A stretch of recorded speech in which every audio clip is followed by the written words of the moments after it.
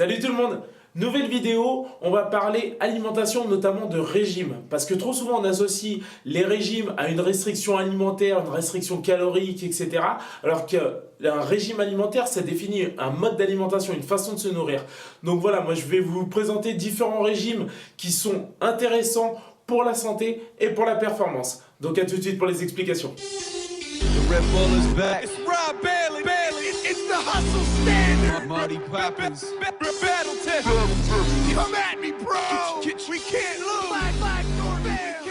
Comme je l'ai expliqué en introduction, un régime, ce n'est surtout pas de la restriction alimentaire, de la restriction calorique. Bien au contraire, un régime, ça définit un mode d'alimentation, une façon de se nourrir. Donc on peut tout à fait faire un régime pour perdre du poids, mais on peut aussi faire un régime pour prendre de la masse musculaire par exemple. On peut aussi faire un régime pour se stabiliser en termes de poids ou tout juste pour sa santé. Donc voilà, un régime, faut surtout pas penser que tout de suite c'est de la frustration, c'est mal. Bien au contraire, c'est ce que je vais vous expliquer maintenant. Donc avant d'énumérer les différents régimes qui sont intéressants pour la santé et pour la performance, je voulais attirer votre attention parce qu'il y a deux points similaires qu'on va retrouver dans ces différents régimes. Premièrement, tout ce qui va être produit industriel, parce que ce sont des calories vides, et donc forcément, si ce sont des calories vides, ça ne va pas aider le corps à fonctionner, donc c'est complètement inutile. Et le deuxième élément, ça va être tout ce qui va être produit laitier. Les produits laitiers, on va pouvoir en consommer quand on est petit, tout simplement parce qu'on a une enzyme qui permet de digérer le lait, qui s'appelle la lactase. Parce que forcément, pour boire le lait maternel et pouvoir l'absorber, il faut quelque chose, et c'est justement la lactase qui s'occupe de l'absorption et de la digestion du lait. À partir du moment où justement on va passer la période de sevrage, on va dire 5-7 ans, cette enzyme va diminuer son activité jusqu'à complètement arrêter son activité. Et en fait, c'est ce qui va poser souci justement vers l'adolescence et encore plus à l'âge adulte. Tout simplement, quand on va consommer des produits laitiers au cours d'un repas, ça va poser énormément de soucis parce que les produits laitiers vont gêner tout ce qui va être absorption des vitamines et minéraux au cours du repas. Manque de peau parce que c'est les vitamines et les minéraux qui nous permettent justement d'être en forme et de vivre. Donc du coup, c'est pour ça que les produits laitiers, il faut absolument limiter sa consommation. Un produit laitier par jour, c'est amplement suffisant. Et pour ceux qui se sentent de le faire, voire même juste à l'occasion, le week-end, au cours d'un repas de famille, une soirée, etc. Là, du coup, c'est vrai qu'on peut se le permettre. Mais il faut éviter que ce soit tous les jours à forte dose. Donc, par rapport aux régimes qui sont relativement intéressants pour la santé et pour la performance, on commence par le régime sénialé. Le régime sénialé, ça exclut les produits laitiers et les produits céréaliers contenant du gluten.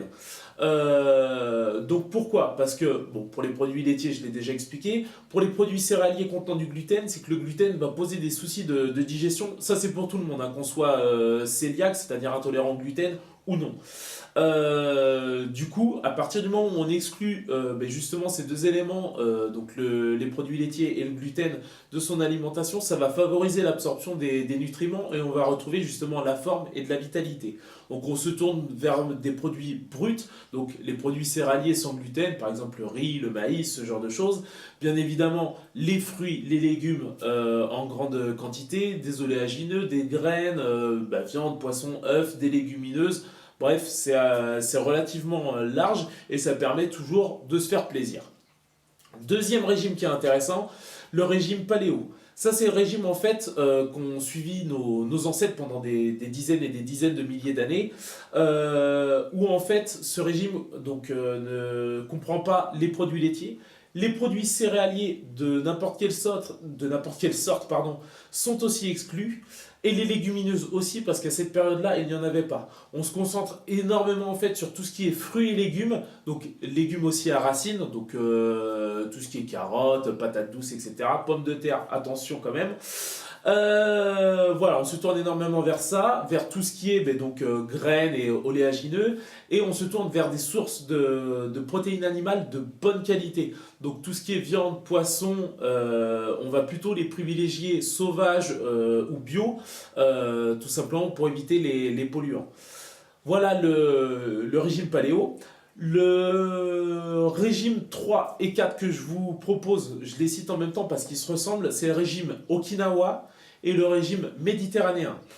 En quoi il consiste? En fait, on va diminuer la consommation de produits animaliers pour se tourner beaucoup plus vers les produits végétaux.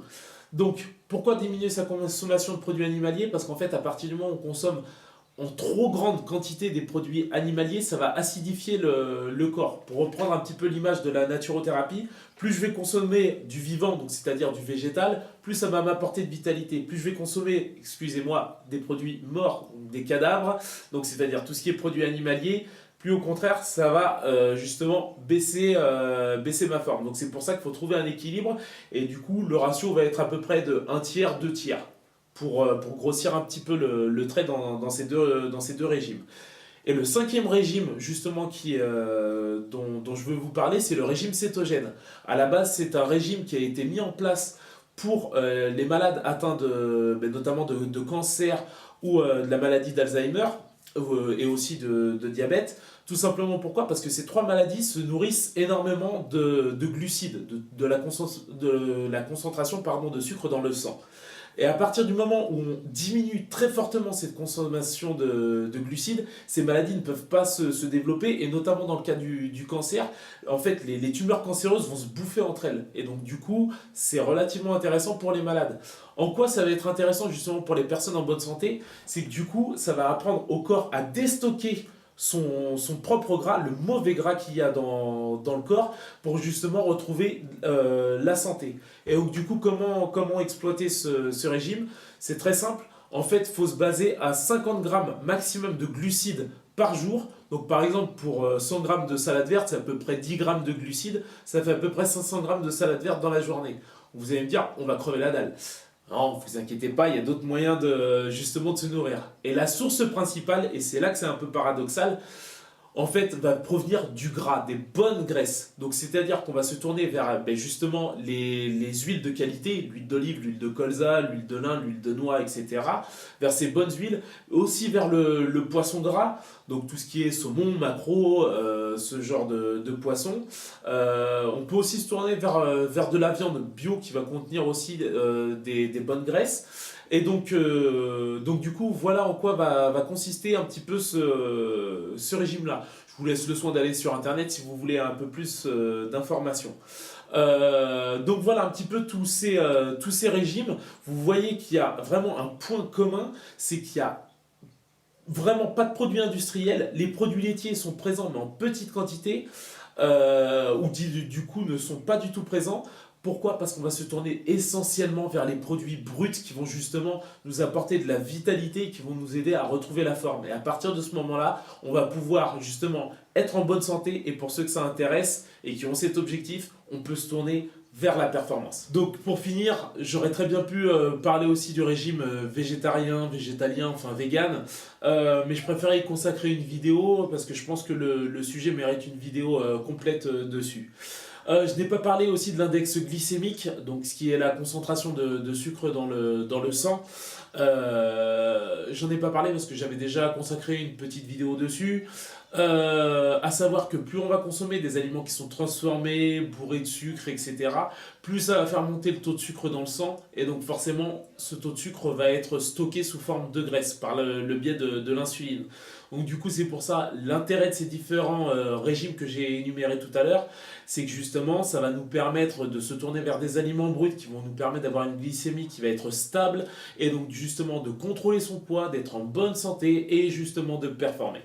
Et voilà, c'est la fin de cette vidéo. J'espère qu'elle va vous aider à atteindre vos objectifs de santé et de performance. En attendant, vous avez toujours moins 10% sur les compléments et suppléments alimentaires. Comme d'hab, je vous mets le lien dans la description. Portez-vous bien, entraînez-vous bien. À la prochaine. Let's go.